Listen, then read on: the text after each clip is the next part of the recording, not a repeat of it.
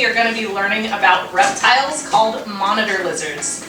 They are a type of lizard that happens to be a carnivorous lizard, and they're actually some that also do enjoy a little bit of fruit in their diet. So these little guys in my hand right here actually are a couple days old. They just started hatching out. These guys are on an Australian dwarf monitor, which means they don't get as big as some of the larger monitors that can get upwards of 8 or 9 feet long, like the water monitors. These guys come from Australia. They're a very arid type of monitor, so they like it dry. Most of the times as the rainy season hits the desert is when they tend to actually eat and gorge themselves on food, when food is prevalent. So as they're little guys like this, they'll eat a lot of insects. As they get larger, they may go on to different types of small rodents that they find in their area. They also love eggs, so we have some eggs here for some of our bigger ones to try. So to give you an idea how big the eggs are that these guys hatch out, I have an egg here, a little bit smaller than the size of a quarter, and they take about anywhere between 3.5 to 4.5 months to hatch for this particular species. Now, I have their adults. These are also known as not just an Ackie monitor, but also known as a ridge-tail monitor. And if you were to feel their tail, it actually has ridges all over it. And so I wanted to get their parents out to show you guys what they look like. So we're going to put this little guy back in here. There's about 7 of them in there now. We've got tons of eggs in the incubator, so if you're interested in Ackie monitors, we work with the red Ackie monitors. You can go onto our webpage, info@DundeeFarms.com, and see what's available as far as animal stock. We really enjoy working with a lot of captive bred species. Not only do we work with the monitors, but you've seen some of the lizards and geckos we also work with, and tortoises as well, and turtles. So I'm going to get their parents out. So I've got the female here. As you can see, they have an oscillated pattern on their back that helps them blend in with their natural environment. And you can also see this really cool ridged tail right here. So it's got a whole bunch of little spikes, and it is prehensile tail. So as they climb different trees and stuff, they can actually use that tail and hang on and lower themselves down. So I'm going to put her over here and see if she wants to eat some of these eggs. Ooh, and I just cracked an egg. Maybe she'll go for the raw one. Oh, she smells it. She might just put her head right in there. And then we also have a male monitor to show you that they are a little bit different as far as size goes. The males have a much larger head, and he's shedding right now. So we'll put him over here.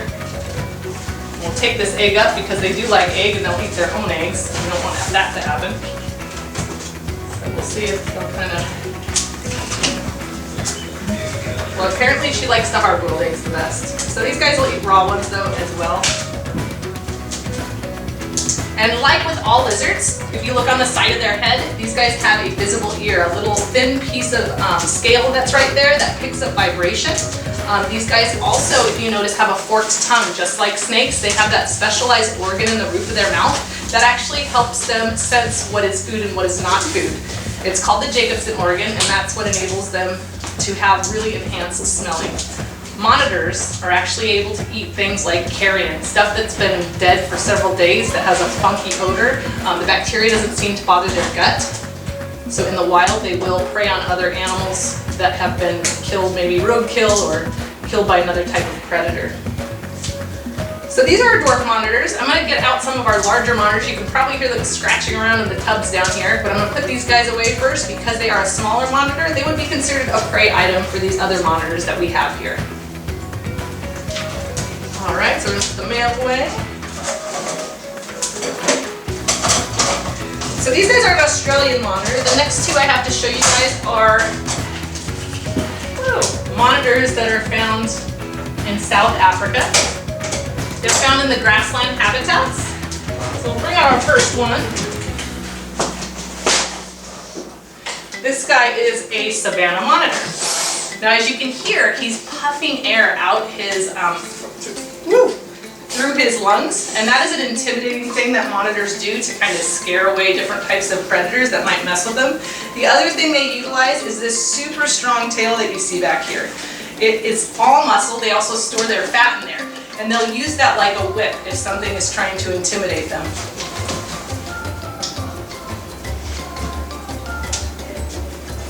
So you notice his tongue is constantly going, and he has that forked tongue too, just like our other monitors.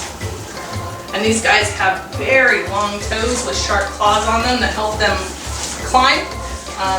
This particular monitor, unlike the dwarf monitors, is a more terrestrial monitor. So they like to hang out on the ground and they live in burrows.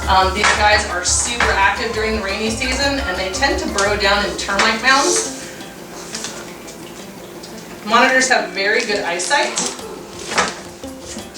and they actually use this strong tail to help them hunt for food. They will use, if they're looking for prey or hunting, they can use it like a tripod like that and peer over the grasslands to see other types of rodents or items that might be prey items that they might want to eat.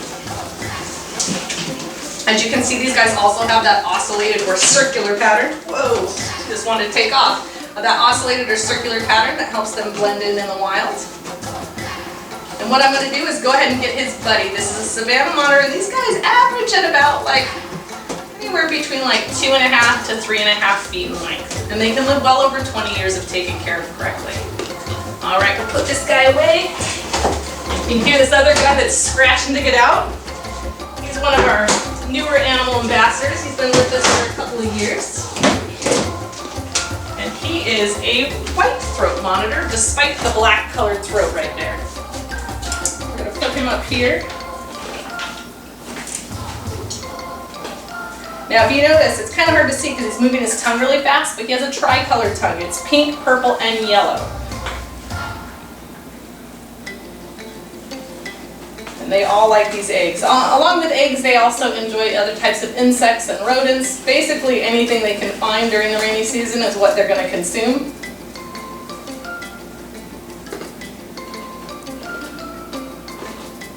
Now they say monitors actually have a very good memory as far as trying to figure out things. Some of the tree monitors that have really long fingers, they'll take their tongue and in the bark of a tree you'll see where there are holes and they'll actually stick that tongue in there. If they smell grubs, which a lot of times is what you'll find where that bark separates, they'll use their fingers like little fishing hooks to reach in that hole and actually grab out grubs. Now these guys will gorge themselves and eat to the point where they are so full because they don't know when they're going to find their next meal. There's lots of other really cool monitors. These just happen to be a few that we work with here at the farm. And this guy also has that nice prehensile tail that he can use to kind of hang on and help him balance as he walks.